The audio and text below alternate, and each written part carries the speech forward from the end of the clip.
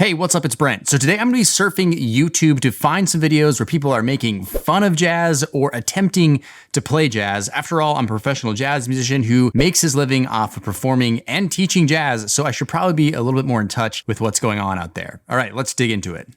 All right, so this first video is from this guy, Nick Nocturnal, and it's titled Metal Guitarist Tries Learning Jazz. Let's check it out. Okay, so one thing I used to do a lot when learning how to just play like metal and guitar in general was using backing tracks. So maybe that's gonna be a better route for me.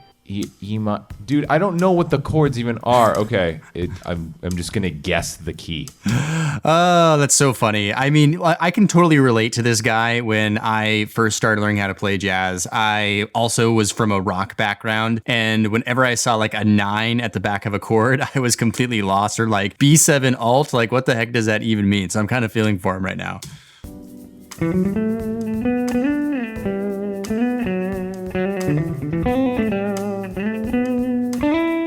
That doesn't sound too bad, actually.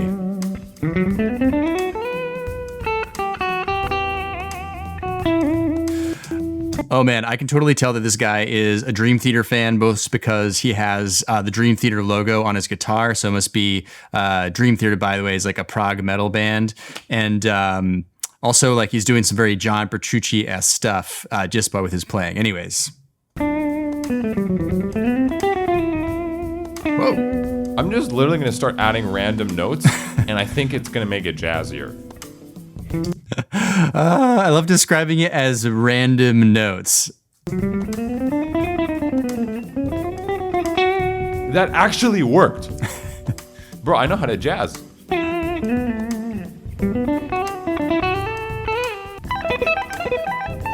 Okay, Sweet Picks doesn't sound as good on jazz. It's just luck. That's all jazz is.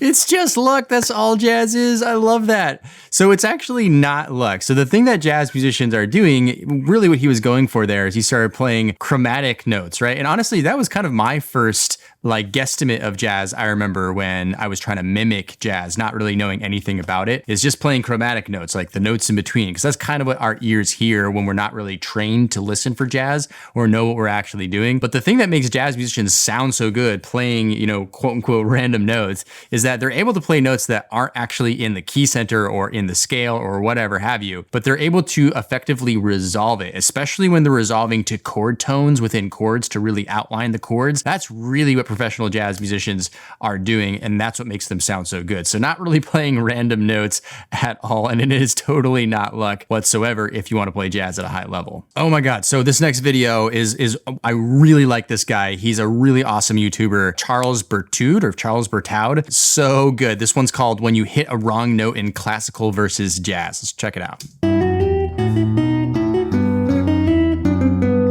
So good.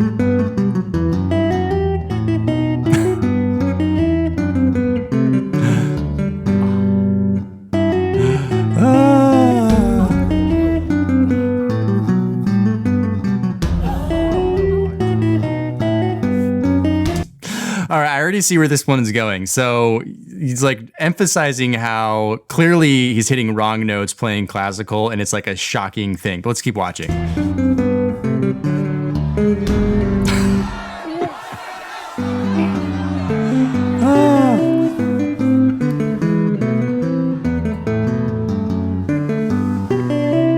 No, but we have to stop for a second because Charles Bertaud sounds so freaking good. Like, you should really check out his other videos because not only are they super funny like this, he's such a good bass player.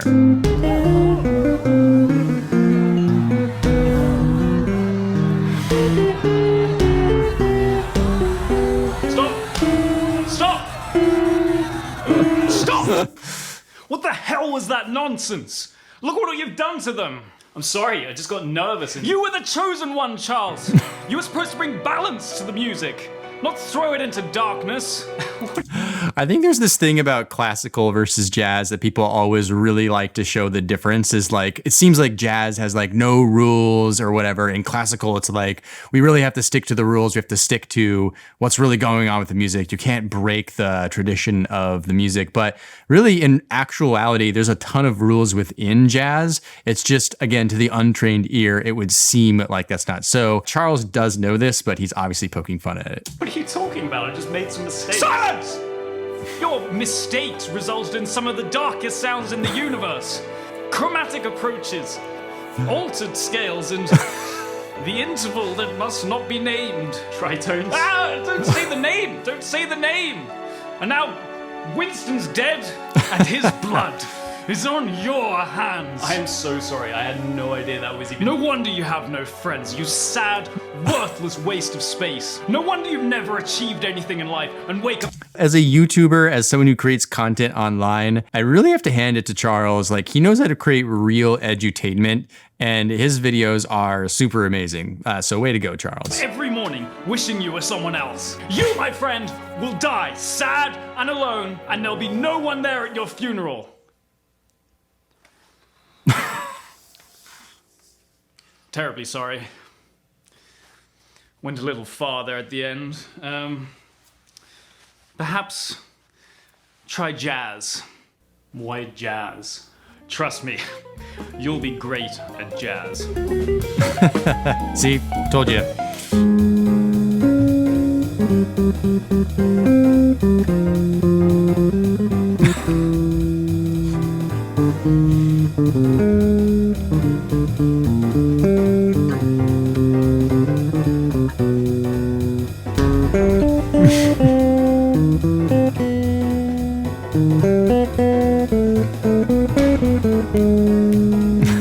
Yeah.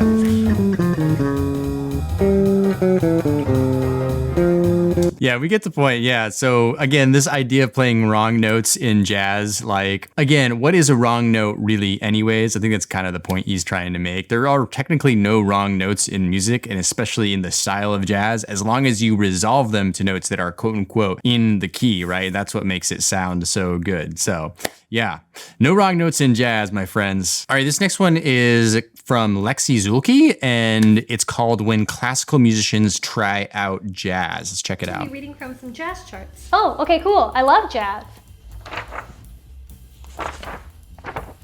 Where's the rest of it? Like, the rest of it? Like, this is just one sheet of paper. You're telling me I'm supposed to play a 4-minute long song from just this? Oh man, yeah. This is something that I notice in a lot of our members in our inner circle who come from a classical background. It really can be a difficult thing for classical musicians transitioning or trying to play some jazz to grasp the concept that you're really given like a framework when we talk about a lead sheet or really a jazz standard. And there is so many other things that you can do with that piece. Like, for example, I often hear from people who are like, hey, why is it that I see it's a E minor 7th chord, but someone's playing the 13th or the 9th? And that's because you can do whatever you want with jazz as far as adding alterations and extensions to certain chords. Again, there are rules, but they can be manipulated in many different ways. And so really in jazz, when we're looking at a lead sheet like she's kind of poking fun at here, there's not a ton of information actually on there. It's really up to us to create something creative out of it. Okay, whatever. Wait, this is it? That's easy. I could have played this when I was like 5.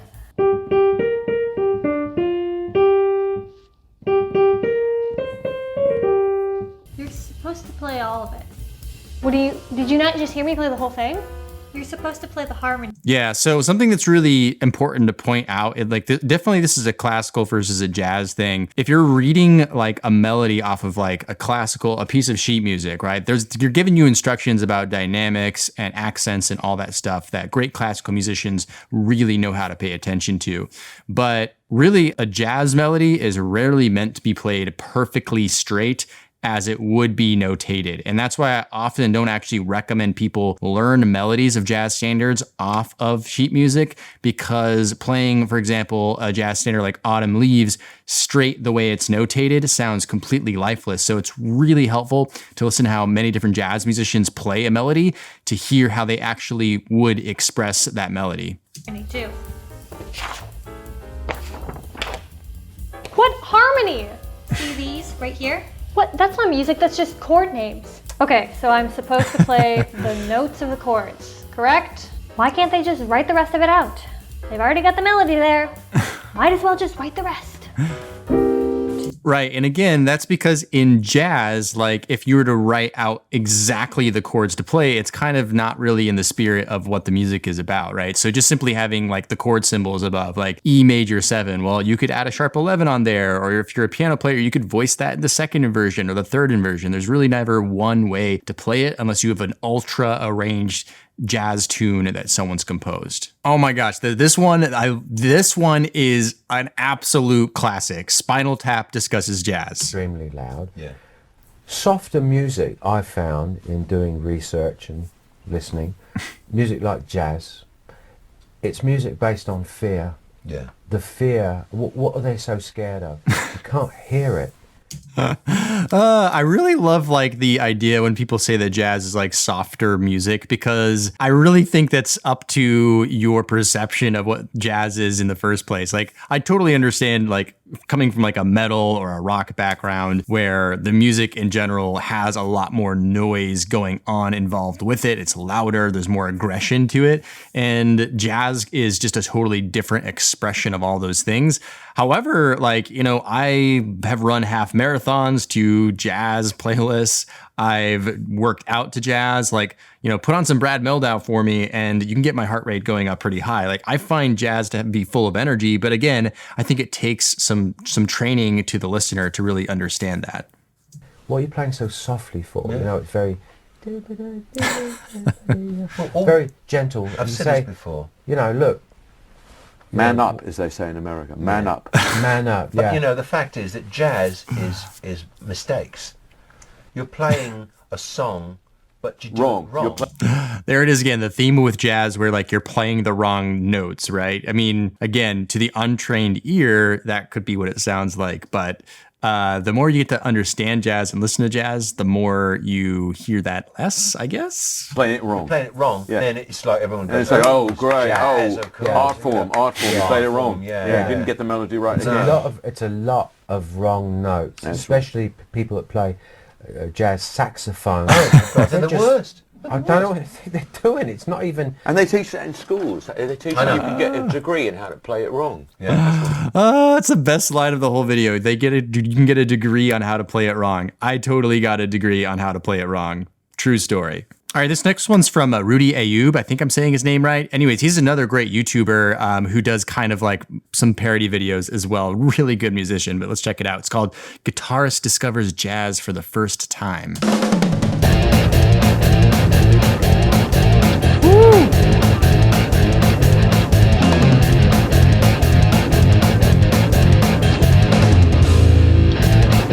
Yo, I am totally digging that. That is right up my alley. Like, I actually love metal music. I think metal has like a lot of really cool rhythmic and interesting stuff within the music itself. Anyways, this is awesome.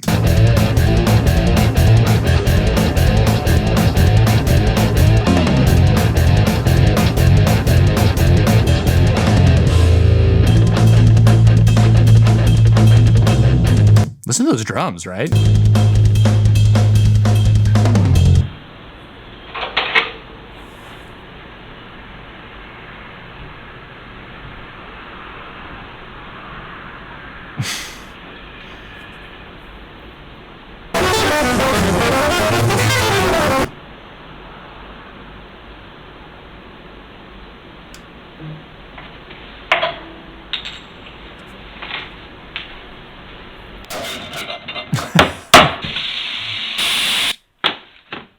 Oh my God. Yeah.